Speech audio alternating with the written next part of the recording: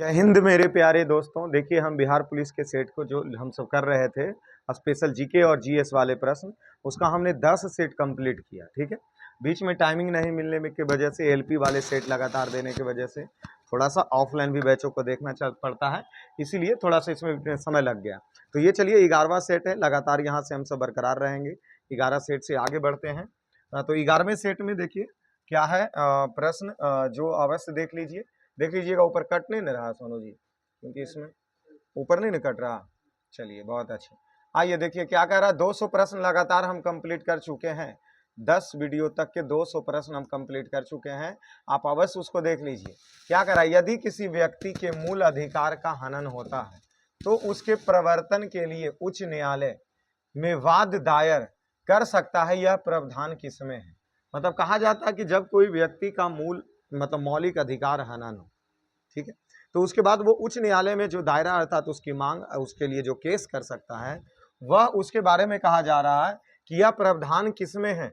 समानता का अधिकार में, संवैधानिक उपचार का अधिकार में, शोषण के विरुद्ध अधिकार में, या धार्मिक स्वतंत्रता का अधिकार में। तो जल्दी से इसका आंसर सोचिए कि वह किसमें हो सकता है। तो देखिए, यह हमारे संविधान में ऐसा जिक्र किया गया कि अगर किसी भी व्यक्ति के मौलिक अधिकार का अगर वह हनन होता है तो उच्च न्यायालय में वाद दायर कर सकता, केस दायर कर सकता है। तो ये संवैधानिक उपचार है हमारा, ठीक है, संवैधानिक उपचार का अधिकार है, इसलिए ऑप्शन बी हमारा सही हो जाएगा। चलिए आगे चलते हैं। क्या करा, भारतीय संविधान कितने अध्याय, अध्याय बोले तो भाग, कितने भाग में विभक्त है? 16, 24, 25 या 22? तो हमारे भारतीय संविधान में 22 भाग हैं। और अनुसूची कितनी है? जल्दी से बोलिए। अनुसूची के बारे में सोच लीजिए, 12। और अनुच्छेद कितना है? अनुच्छेद कितना है? मूल रूप से 395 अनुच्छेद है। ठीक है, प्रारंभिक जब संविधान बना तो अनुसूची कितनी थी? जल्दी से इसका कमेंट कीजिए। अनुसूची कितनी थी? तो 9 थी, 9 अनुसूची थी।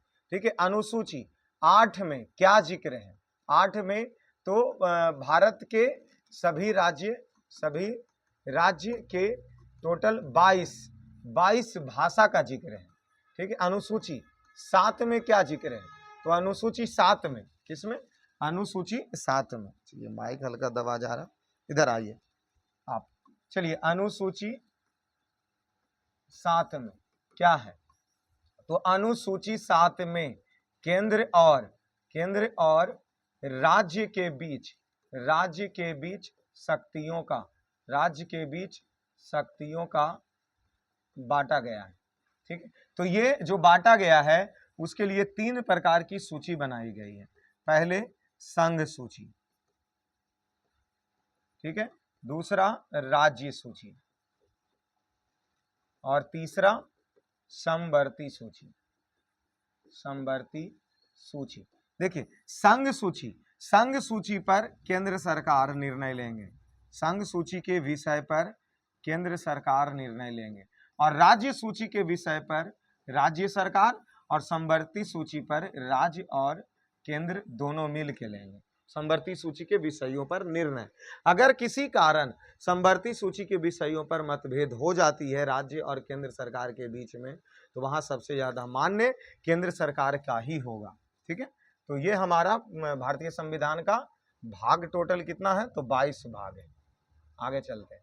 कलकत्ता, क्या बोला जा रहा है? कलकत्ता में उच्च न्यायालय की स्थापना किस वर्ष हुई? 1971, 1974, 1975, और इनमें से कोई नहीं। तो ये तो गलत चीज है, क्योंकि कलकत्ता में उच्च न्यायालय तो स्थापना हुआ ना जी। तो ऑप्शन बी 1974। जल्दी से इसका आंसर बता दीजिए। पटना उच्च न्यायालय की स्थापना कब हुई? पटना उच्च न्यायालय की स्थापना कब हुई? जल्दी से सोचिए। तो 1916 ईस्वी में। कब हुई? 1916 ईस्वी में हुई। ठीक है, पटना उच्च न्यायालय की स्थापना। आगे चलें, आगे चलते हैं। क्या कह रहा? सबसे प्रारंभिक वर्तमान बौद्ध स्तूप यहां से आता है, मतलब कहां? सांची, सारनाथ, बोधगया, अमरावती। तो सांची में है सबसे प्रारंभिक वर्तमान बौद्ध स्तूप। कहां से आता है? तो वह सांची वाले बौद्ध स्तूप, जो कि मध्य प्रदेश में है। ठीक है, मध्य प्रदेश में। चलिए देखिए, महात्मा बुद्ध की कहानी कर लेते हैं और सारनाथ। तो सबसे महात्मा बुद्ध को जब ज्ञान की प्राप्ति हुआ तो वह सबसे पहला उपदेश जाकर कहाँ दिए, तो सारनाथ में दिए। और सबसे पहला उपदेश, और यही प्रश्न पूछ दे, सबसे ज्यादा उपदेश कहाँ दिए, तो सबसे ज्यादा उपदेश श्रावस्ती में दिए, श्रावस्ती में दिए थे। ठीक है, सबसे ज्यादा उपदेश। महात्मा बुद्ध का जन्म नेपाल के लुम्बिनी वन में हुआ। इन्हें ज्ञान की प्राप्ति कहाँ हुई, बोध गया में ज्ञान की प्राप्ति हुई। ठीक है, जब महात्मा बुद्ध अर्थात बुद्ध तो महात्मा या गौतम बुद्ध, महात्मा नहीं गौतम बुद्ध अच्छा रहेगा। चलिए, गौतम बुद्ध जब इन्होंने घर को छोड़ा उसे क्या कहा जाता, महाभिनिष्कर्मण। जो गौतम बुद्ध घर छोड़े उसे महाभिनिष्कर्मण। इन्होंने जो उपदेश दिया उस उपदेश को क्या कहा जाता, धर्म चक्र परिवर्तन। और इनका जो मृत्यु हुआ उसे क्या कहा जाता, महापरिनिर्वाण कहा जाता है गौतम बुद्ध की मृत्यु को। चलिए, अभी इससे और प्रश्न हम सब ले लेते हैं। एक प्रश्न और सोच लीजिए कि जो बौद्ध संगीति है वो टोटल कितनी हुई है, तो बौद्ध संगीति टोटल 4 हुई है। बौद्ध संगीति टोटल 4 हुई है। कब हुई है, तो 483, 383 ईसा पूर्व की बात है, और 255 और 1 ईस्वी या प्रथम शताब्दी में हुई है। पहला राजगीर में हुई है, दूसरा वैशाली, तीसरा पाटलिपुत्र, और चौथा कुंडल ग्राम में हुई है। इसका किसके शासन काल, उस समय यहाँ शासन राजा कौन था, तो राजा में अक याद कीजिए, अक याद कीजिए। अ से क से अ से, तो ये हो गया अशोक, और ये हो गया अजात शत्रु। क से कालाशोक, और नीचे कनिष्क। ठीक है, अक से याद कीजिएगा। फिर इसका क्या अध्यक्ष कौन बना था, तो पहला का महाकश्यप, दूसरा साबाकामी मोगलीपुत्र। ठीक है, महाकश्यप साबाकामी मोगलीपुत्र, और चौथा वसुमित्र। ये आप अवश्य याद रखिए। ये ग्राफ जिसको याद नहीं है समझ लीजिए कि उसे कुछ याद नहीं है। ठीक है, तो क्या 483, 383, 255 पहली शताब्दी, पहली बौद्ध संगीति राजगीर में, दूसरी वैशाली, तीसरी पाटलिपुत्रा, चौथा कुंडलग्राम, अजातशत्रु, कालाशोक, अशोक, कनिष्क, ये उस समय का शासन था। और राजा कौन थे, मोगलीपुत्र, वसुमित्र, क्या बोले अभी हम, दिखाइए तो सोनू वो वाला ऊपर वाला, किसके इसमें अध्यक्ष कौन बने, अभी हम बोले हैं, लाइए उसको दिखाइए तो, अध्यक्ष कौन बने थे, जल्दी से बताइए तो। अध्यक्ष के बारे में सोचिए, पहले ईस्वी याद हो गया, 483, 383, 255 और प्रथम शताब्दी। ठीक है, उसके बाद हम क्या बोल रहे हैं कि पहली राजगीर, दूसरी वैशाली, तीसरी पाटलिपुत्रा और चौथा कुंडलग्राम में। और शासनकाल किसमें, अजातशत्रु, कालाशोक और अशोक और कनिष्क। ठीक है, उसका अध्यक्ष था तो महाकश्यप, साबाकामी, मोगलीपुत्र और वसुमित्र। महाकश्यप, साबाकामी, मोगलीपुत्र, वसुमित्र। पहला अध्यक्ष राजगीर, वैशाली, पाटलिपुत्र, कुंडलग्राम। 483, 383, 255 पहली शताब्दी। ठीक है, शासक कौन, उस समय के शासन कौन था, अजातशत्रु, अशोक, पहला अ से अजातशत्रु, क से कनिष्क, फिर अ से अशोक और क से कालाशोक। ठीक है, या कालाशोक। ठीक है, देखिए कौन कौन थे, तो पहली में शायद हम लग रहा उल्टा लिखे, नहीं सही तो लिखे हैं, अजातशत्रु, कालाशोक, अशोक, कनिष्क। पहली का शासनकाल अजातशत्रु, दूसरा कालाशोक, तीसरा अशोक और चौथा कनिष्क। बहुत अच्छे तरीके से इसको आप सब लोग अवश्य याद रखिए। चलिए, बुध में बहुत ज़्यादा चले गए, अभी बाहर चलते हैं, नहीं तो आप सब बोलिएगा कि कहीं बौद्ध धर्म में घुस गए, पढ़ाने लगे। नरम दल और गरम दल के रूप में कांग्रेस का विभाजन कब हुआ? तो वह 1907 ईस्वी में हुआ। ठीक है, क्यों क्यों नरम दल और गरम दल दो भाग में बट गया 1907 ईस्वी में? ये भारत के राष्ट्रीय कांग्रेस की बात की जा रही है, कांग्रेस की बात की जा रही है। और गरम दल की तरफ थे, गरम दल की तरफ भगत सिंह, राजगुरु, सुखदेव, क्रांतिकारी, जो डायरेक्ट मारो और काटो पीटो की तरफ थे गरम दल। और नरम दल की तरफ थे बाल गंगाधर तिलक, पंडित जवाहरलाल नेहरू, मतलब मोतीलाल नेहरू, ये सब जो शांत स्वभाव विचार के थे, वो नरम दल की तरफ थे। तो कांग्रेस दो भागों में विभाजित हुआ था 1907 में। चलिए, 1905 में क्या हुआ था? 1905 में क्या हुआ था? बंगाल विभाजन। क्या हुआ था? बंगाल विभाजन। और उस समय 1905 में वाइसराय कौन था? तो लॉर्ड कर्जन, लॉर्ड कर्जन थे, लॉर्ड कर्जन। मुस्लिम लीग की स्थापना कब हुई? मुस्लिम लीग की स्थापना जो हुई वह 1906 ईस्वी में हुई। देखिए, बंगाल विभाजन में क्या किया गया था? बंगाल को दो भागों में बांट दिया गया था, मुस्लिम अलग, हिंदू अलग, अंग्रेज के द्वारा। क्योंकि अंग्रेज का पहला ही रूल था फूट डालो शासन करो। उन्होंने हिंदू मुस्लिम को विवाद खड़ा करके बंगाल को दो भागों में बांट दिया, उसी को हम सब बोलते हैं बंगाल विभाजन। और बंगाल विभाजन हुआ कब? 1905 में। अब जैसी बंगाल विभाजन हो गया तो मुस्लिम लोग ने अपना एक लीग बना लिया, एक संगठन बना लिया, जिसको मुस्लिम लीग कहते हैं। और मुस्लिम लीग बना कब? तो बंगाल विभाजन के 1 साल बाद, अर्थात 5 में बंगाल विभाजन, तो 6 में मुस्लिम लीग। अब जैसे ही मुस्लिम लीग, तो अब कांग्रेस में भी फूट पड़ गई, और फूट पड़ते ही गरम दल और नरम दल 1907 में अलग हो गए। ठीक है, तो इस प्रकार ये तीनों घटना याद आप रखिए। तो नरम दल और गरम दल 1907। आगे चले, अगले प्रश्न देखते हैं। क्या हड़प्पा, क्या बोला जा रहा? हड़प्पा के भग्नावशेषों पर सबसे पहले किसका ध्यान गया था? मतलब भगवान भग्नावशेषों पर किसका ध्यान गया था? तो डॉक्टर चार्ल्स मेसन का, डॉक्टर साहनी, एम्स वेलकर। चलिए, चार्ल्स मेसन का गया था। किसका गया था? Charles mason. ऑप्शन ए हमारा सही है। हड़प्पा किस नदी के किनारे है? रावी नदी के किनारे। निम्नलिखित में यह कथन किसका है कि स्वराज हमारा जन्मसिद्ध अधिकार है? बाल गंगाधर तिलक, बाल गंगाधर तिलक। ठीक है, स्वराज हमारा जन्मसिद्ध अधिकार है, बाल गंगाधर तिलक से याद रखिए। 1916 ईस्वी में, 1916 ईस्वी में होम रूल लीग की स्थापना की थी। किनके द्वारा? बाल गंगाधर तिलक और एनी बेसेंट के द्वारा किया गया था। होम रूल लीग की स्थापना 1916 ईस्वी में बाल गंगाधर तिलक और एनी बेसेंट। ये नारा दिए थे, जन्मसिद्ध स्वराज हमारा जन्मसिद्ध अधिकार है। और पूर्ण स्वराज की मांग किसने की? पूर्ण स्वराज की मांग किसने किया? तो पंडित जवाहरलाल नेहरू, पंडित जवाहरलाल नेहरू। और पूर्ण स्वराज की मांग कब किए थे? 1929 ईस्वी में। कौन से अधिवेशन में? लाहौर अधिवेशन में, लाहौर अधिवेशन में। ठीक है, हिस्ट्री का सुफड़ा साफ करना होगा आपको। ठीक है, आगे चलते हैं। अगले चल प्रश्न पे देखिए क्या कह रहा।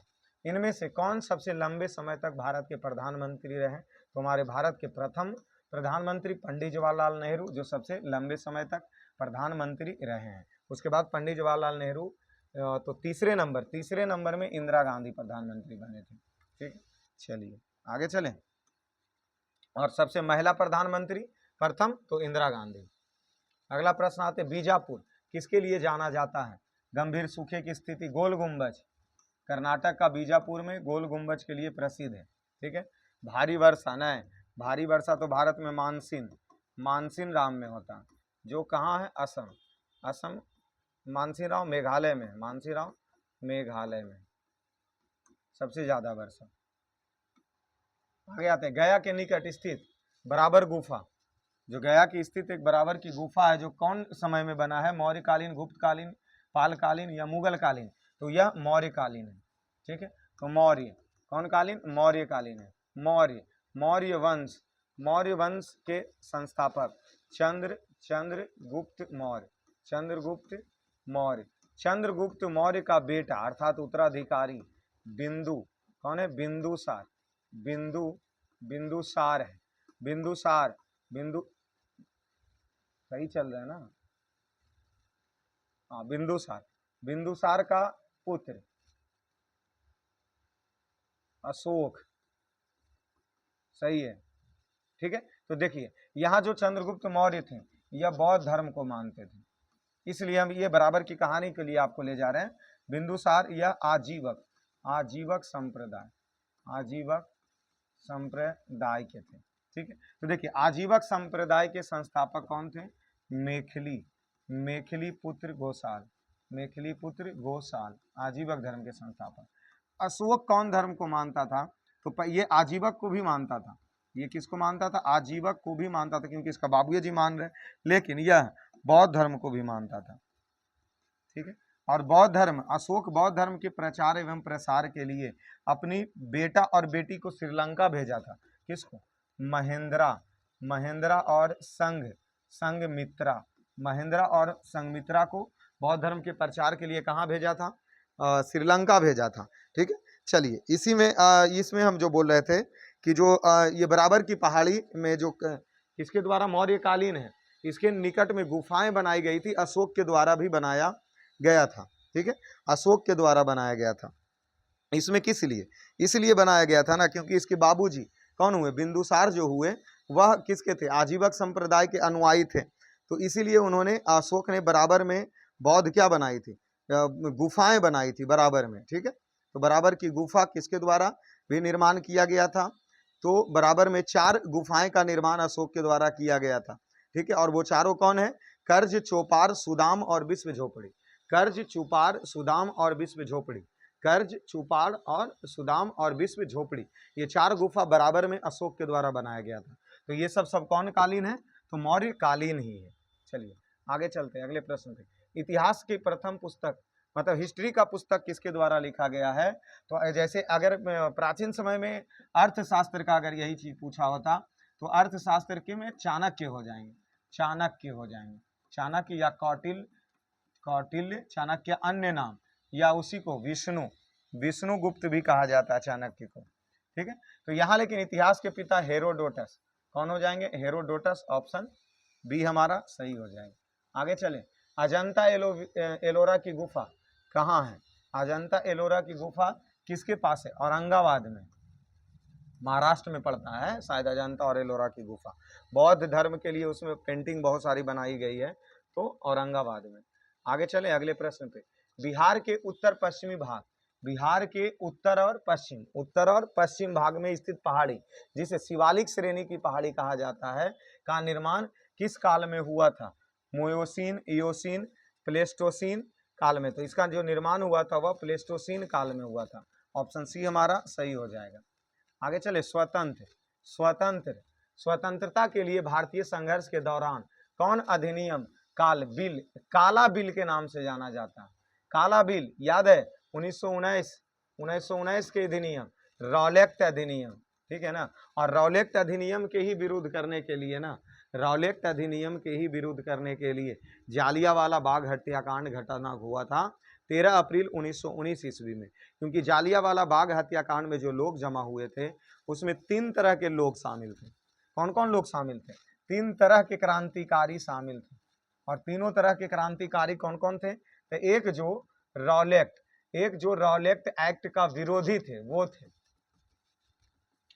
दूसरी, खलीफा पद, तुर्क में जो खलीफा पद समाप्त किया था, तो भारतीय मुसलमान भी इससे खफा थे, तो इसके मुसलमान के भी लोग थे, ठीक है। नहीं, ये गलत चीज है, ठीक है ना। ये हम जो आपको कहानी बता रहे हैं ये चौरी चौरा हत्याकांड की घटना, नहीं, असहयोगी आंदोलन जो 1920 से 22 ईस्वी तक चला, उसमें ये जो 22 तक चला, ये जो महात्मा गांधी शुरू किए थे। तो असहयोगी आंदोलन में महात्मा गांधी के साथ देने वाले 3 तरह के लोग थे। एक पहला जो रॉलेक्ट एक्ट का विरोध किया, जो विरोधी थे वो लोग साथ दिए। दूसरी, खलीफा पद को जो तुर्क में पद को समाप्त किया गया था, इसीलिए जो उससे खफा भारतीय मुसलमान थे उन्होंने असहयोगी आंदोलन में साथ दिया। और तीसरा दिया था जालियांवाला बाग हत्याकांड से जितने भी लोग विरोधी थे उन्होंने दिया। तो हम कहानी इसका उल्टा बोल दिए थे। तो काला बिल वाले तो उधर चले गए। जालियांवाला बाग हत्याकांड 13 अप्रैल जो 1919 की घटना है, यह इसलिए हुआ था ना क्योंकि सत्य मलिक और सफनीदुन किचुल की गिरफ्तारी हुई थी और इसीलिए वैशाख पूर्णिमा के दिन में पंजाब के अमृतसर में लोग भीड़ इकट्ठा किए थे और जनरल ओ डायर को ऑर्डर दिया और गोली चला दिया, जिससे काफ़ी भारतीय लोगों की मौत हो गई थी। उसमें एक प्रश्न और आता है कि उस समय एक छोटा बच्चा जिसका नाम है उधम सिंह थे, मात्र वह शायद 14 साल का या 15 साल का थे, वह उस जनरल डायर को 1940 ईस्वी में इंग्लैंड में जाकर के गोली मारा था। ठीक है, जनरल डायर को, कौन? उधम सिंह। तो इधर है रॉलेक्ट एक्ट।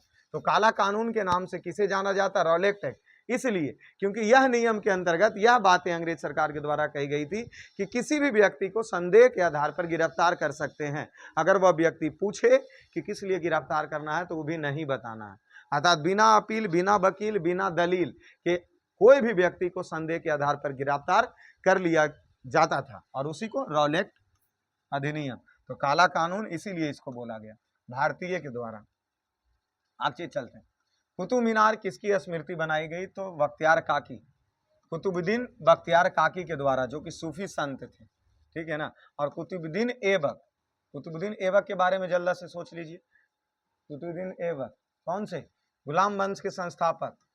गुलाम वंश के संस्थापक कौन है? कुतुबुद्दीन ऐबक है। ठीक है ना। चलिए आगे चले। बिहार, क्या प्रश्न पूछ रहा? बिहार का विश्व प्रख्यात पशु मेला कहाँ लगता? सोनपुर। पशु मेला जी सबसे खतरनाक सोनपुर का। किस मशहूर सूफी संत ने हनोज दिल्ली दूर अस्त टिप्पणी दिया था? मतलब इस व्यक्ति में एक व्यक्ति कहा था कि दिल्ली अभी दूर है। किसने कहा था? तो निजामुद्दीन औलिया ने कहा था। ठीक है, निजामुद्दीन औलिया। कहाँ है? ऑप्शन बी हमारा सही होगा कि यह निजामुद्दीन औलिया का कथन था, दिल्ली अभी दूर है। ठीक है, इसको याद रखिएगा। इसकी भी घटना है तो सुनाएंगे अस्थिर से। अगले प्रश्न पे आते हैं। उत्तर प्रदेश में विधानसभा के टोटल सीट की संख्या कितनी है? जल्दी से सोचिए, 404 या 504? जल्दी से बताइए। और बिहार में कितना है? बिहार में और प्लस उत्तर प्रदेश, जल्दी से सोचिए कि बिहार में और उत्तर प्रदेश में विधानसभा की सीटों की संख्या। तो इसका तो 404 हो गया। ठीक है, उत्तर प्रदेश में किसका? विधानसभा की सीट की संख्या 4 है और लोकसभा के 80 है। लोकसभा के 80 सीट और बिहार में लोकसभा के 40 सीट और विधानसभा के बिहार में कितना? 243 सीट। ठीक है, याद रखिए आप इसको, बिहार पुलिस के लिए इंपॉर्टेंट प्रश्न। और साथ में बिहार का तो प्रश्न अवश्य रखिए। बिहार में 1967 ईस्वी में जिगर का टुकड़ा कहा, किसको कहा गया है? तो छात्रों को, क्योंकि छात्र आंदोलन की शुरुआत कहाँ से हुई थी? जयप्रकाश नारायण के द्वारा। छात्र आंदोलन के नेता जयप्रकाश नारायण, तो ये बिहार के छात्रों के द्वारा ही आंदोलन की गई थी, इसीलिए जिगर का टुकड़ा कहा गया। आगे आते हैं अगले प्रश्न पर। भारतीय रिजर्व बैंक आरबीआई बैंकों का बैंक किसे कहा जाता है? बैंकों का बैंक, तो बैंकों का बैंक आरबीआई को ही कहा जाता है। ठीक है, और इसकी मुख्यालय कहाँ स्थित है? तो मुंबई में स्थित है। ठीक है, इसकी स्थापना कब हुई? 1 अप्रैल 1935 ईस्वी में इसकी स्थापना हुई, आरबीआई की स्थापना हुई। चार मीनार निम्न में से किस शहर? चार मीनार हैदराबाद दिया है ना, ऑप्शन सी हमारा चार मीनार हैदराबाद। ठीक है, आगे चलते हैं। अंडमान और निकोबार द्वीप समूह का उच्च न्यायालय भारत के, क्योंकि देखिए भारत में टोटल 25 गो ही उच्च न्यायालय है।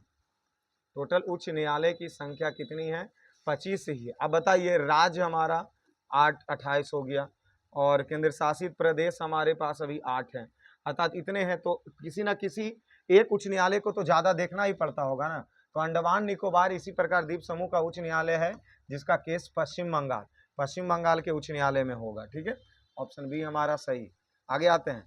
भारत के राष्ट्रपति किस अनुच्छेद के अंतर्गत राष्ट्रपति शासन प्रख्यापित कर सकता है? तो 356 अनुच्छेद 356 राष्ट्रपति शासन लागू होगा देश में, अनुच्छेद 356 के तहत। आगे चलते हैं। मंगल पांडे ने 1857 का विद्रोह में पहली गोली कहाँ खाई थी? तो बैरकपुर छावनी में खाया था, बैरकपुर छावनी में।